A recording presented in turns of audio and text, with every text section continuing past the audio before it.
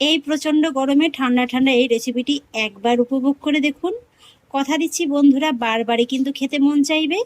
দেখে নিশ্চয়ই বুঝতে পারছেন যে এটা কতটা সফট আর ক্রিমি হয়েছে। নমস্কার বন্ধুরা, অনুভার রান্নাঘরে আরও একটি নতুন পর্বে সবাইকে স্বাগত জানাচ্ছি। এই যা গরম পড়েছে, আর এই বীভৎস গরমে কিন্তু যে কোনো ঠান্ডা ঠান্ডা জাতীয় খাবার খেতে বেশি ভালো লাগে। তাহলেই মনে হয় যেন প্রাণটা একেবারে জুড়িয়ে গেল। তাই বন্ধুরা, আজকে আমি আপনাদের তৈরি করে দেখাবো ডিম আর দুধ দিয়ে এই গরমে কলিজা ঠান্ডা করার মতো একটা ডেজার্ট রেসিপি। আর সেই জন্য গ্যাস ওভেনে একটি কড়াই বসিয়ে দিয়েছি, আর কড়াইতে নিয়ে নিয়েছি 1 লিটার লিকুইড দুধ। দুধটা নিয়ে নেওয়ার পরে এবার আমি এর মধ্যে অ্যাড করব 1 টুকরোর মতো দারচিনি। এখানে আপনারা তেজপাতা কিংবা ছোট এলাচটাও কিন্তু অ্যাড করতে পারেন। আর এবার মিডিয়াম আঁচে এইভাবে একটু মাঝে মাঝে নেড়ে চেড়ে দুধটাকে আমি মোটামুটি 8 থেকে 10 মিনিটের মতো একটু জাল করে নেব। এই দুধটা কিন্তু বন্ধুরা খুব বেশি পাতলাও হবে না, তাহলে কিন্তু আবার ডেজার্টটা খেতে ভালো লাগবে না। আবার একেবারে কিন্তু খুব বেশি ঘন করারও কোনো প্রয়োজন নেই।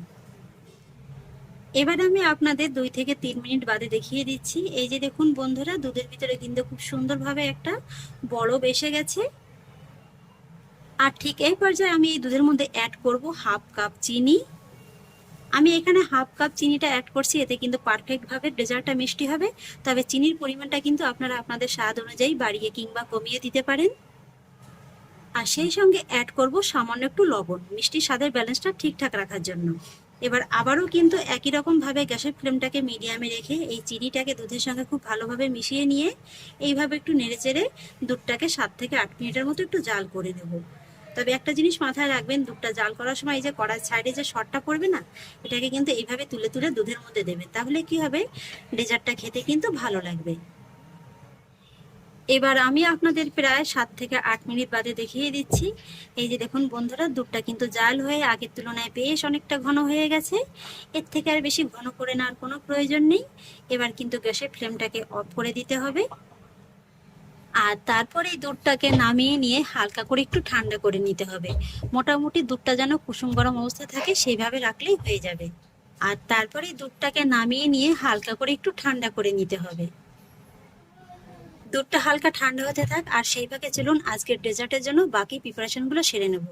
একটা বাটির মধ্যে নিয়ে নিয়েছি রুম টেম্পারেচারে থাকা 4টি ডিম। একটা ডিমের কুসুম একটু ঘেটে গিয়েছে, যার কারণে আপনাদের হয়তো বা বুঝতে একটু অসুবিধা হবে। এখানে কিন্তু আমি 4টি ডিম নিয়ে নিয়েছি। এবারে আমি এই ডিমগুলোকে বড় একটা বোলের মধ্যে নিয়ে নেব, আর তার মধ্যে নিয়ে নেব 4 টেবিল চামচ গুঁড়ো চিনি। এখানে গুঁড়ো চিনিটা দিলে কি হবে, ডিমের সঙ্গে চিনিটা কিন্তু মেশাতে সময়টা খুবই কম লাগবে। আপনারা চাইলে এখানে গোটা চিনিটাও অ্যাড করতে পারেন। এবার আমি চিনি গুঁড়োটাকে ডিমের সঙ্গে খুব ভালোভাবে মিশিয়ে নেব।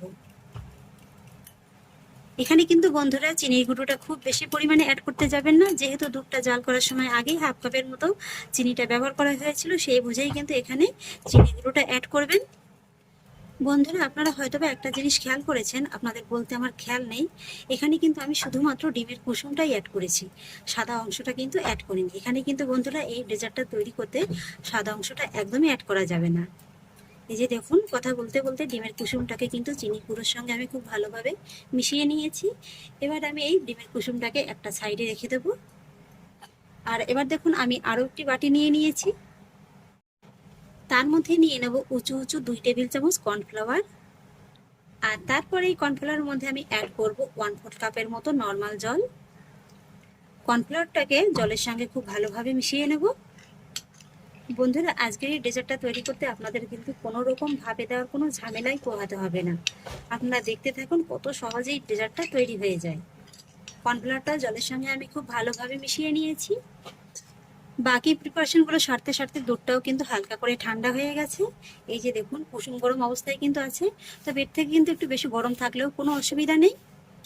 এবার আমি ডিমের মিশ্রণটাকে এই যে দুধের মধ্যে দিয়ে দেবো। তারপর সঙ্গে সঙ্গে কিন্তু দুধটাকে ডিমের সঙ্গে খুব ভালোভাবে মিশিয়ে নেব। ডিমটাকে দুধের সঙ্গে খুব ভালোভাবে মিশিয়ে নিয়েছি। আর এবার আমি এর মধ্যে অ্যাড করব কর্নফ্লাওয়ার মিশ্রিত জলটা। কর্নফ্লাওয়ারটা দিয়েও কিন্তু সঙ্গে সঙ্গে একটু ভালোভাবে মিশিয়ে নিতে হবে। আর তারপর সবশেষে অ্যাড করব 1 চা চামচের মতো ভ্যানিলা এসেন্স। এটা দেওয়ার কারণে কিন্তু ডেজার্টটার মধ্যে খুব সুন্দর একটা ফ্লেভার আসবে। এবার এসেন্সটাকেও দুধের সঙ্গে খুব ভালোভাবে মিশিয়ে নেব। সবকিছু আমি খুব ভালোভাবে মিশিয়ে নিয়েছি। আর এবার যে দারচিনির টুকরোটা আছে না, এটাকে কিন্তু তুলে ফেলে দিতে হবে।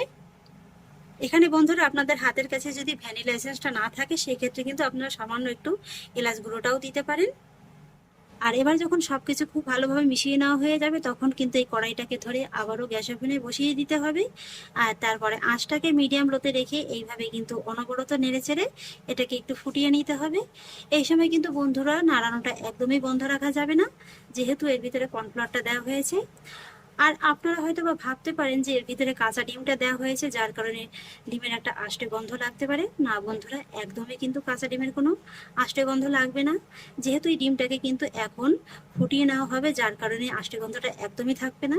আর তাছাড়া সামান্য একটু ভ্যানিলা এসেন্সও দেওয়া হয়েছে, যার কারণে কিন্তু একদমই কোনো ডিমের আষ্টে গন্ধ থাকবে না। প্রায় 5 থেকে 6 মিনিটের মতো জাল করে নেওয়ার কারণে দেখুন দুধটা কিন্তু আগের তুলনায় অনেকটা ঘন হয়ে গেছে।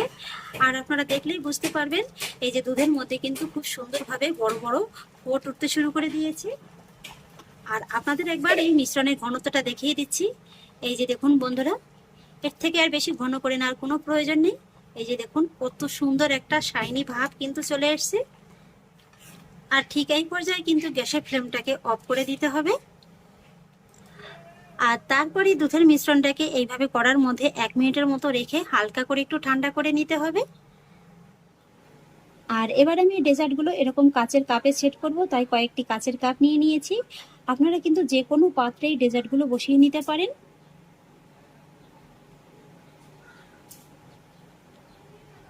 বন্ধুরা, এখন যতটা পাতলা মনে হচ্ছে না, এটা কিন্তু যখন পরে সেট হয়ে যাবে, তখন কিন্তু একদম পারফেক্টভাবে তৈরি হয়ে যাবে। একটুখানি সেট করে নেওয়ার পরে এইভাবে হালকা করে একটু ট্যাপ করে নেব। আর তারপর আমি আমার পছন্দ অনুযায়ী এর ভিতরে 2-1টা বিস্কুট দিয়ে দেবো। আপনারা চাইলে কিন্তু এর ভিতরে সামান্য একটু চকলেটও অ্যাড করতে পারেন। এই বিস্কুটটা দিলে কিন্তু ডেজার্টটা খেতে আরও অনেক বেশি মজাদার লাগবে। তারপরে আবারও বিস্কুটের উপর থেকে এই ডেজার্টটা আমি দিয়ে দেব। ডেজার্টটাকে আমি কাপের মধ্যে খুব সুন্দরভাবে সেট করে নিয়েছি। আর এই যে দেখুন বন্ধুরা, একই রকমভাবে কিন্তু আমি একটা স্টিলের বাটিতেও সেট করে নিয়েছি। আর এবার কিন্তু এই ডেজার্টগুলো আপনারা এইভাবেও খেতে পারেন, তবে দেখতে এবং খাওয়ার সুস্বাদু বাড়ানোর জন্য এর উপর থেকে আমি ছড়িয়ে দিচ্ছি সামান্য একটু দারচিনির গুঁড়ো। এখানে আপনারা কিন্তু চাইলে সামান্য একটু কোকো পাউডার কিংবা বিস্কুটের গুঁড়োও অ্যাড করতে পারেন।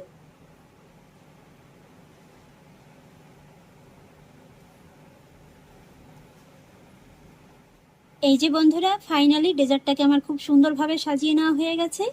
আর এবার আমি এই কাপগুলোকে নর্মাল ফ্রিজে রেখে দেবো ততক্ষণই, যতক্ষণ না পর্যন্ত এই ডেজার্টটা একদম খুব ভালোভাবে ঠান্ডা হচ্ছে। যেহেতু গরমের সময়, আর গরমের সময় কিন্তু ডেজার্ট কিংবা যে কোনো ঠান্ডা জাতীয় খাবার ঠান্ডা ঠান্ডা খেতেই বেশি ভালো লাগে। তাহলে বন্ধুরা ফিরে আসছি ডেজার্টটা পুরোপুরি ঠান্ডা করে নিয়ে। এই তো বন্ধুরা, ডেজার্টগুলোকে পুরোপুরি ঠান্ডা করে নিয়ে তারপরে ফিরে এলাম। আপনারা কিন্তু আমার এই ডেজার্টটা কাটা দেখলেই বুঝতে পারবেন যেটা কতটা ক্রিমি আর কতটা সফট হয়েছে। ঘরে থাকা মাত্র 3টে উপকরণেই কিন্তু খুব সহজেই বানিয়ে ফেলতে পারবেন এরকম সুস্বাদু ডেজার্ট।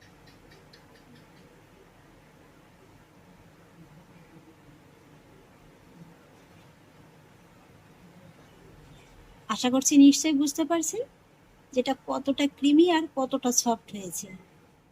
এই প্রচণ্ড গরমে ঠান্ডা ঠান্ডা এই রেসিপিটি একবার উপভোগ করে দেখুন। কথা দিচ্ছি বন্ধুরা, বারবারই কিন্তু খেতে মন চাইবে। দেখে নিশ্চয়ই বুঝতে পারছেন যে এটা কতটা সফট আর ক্রিমি হয়েছে।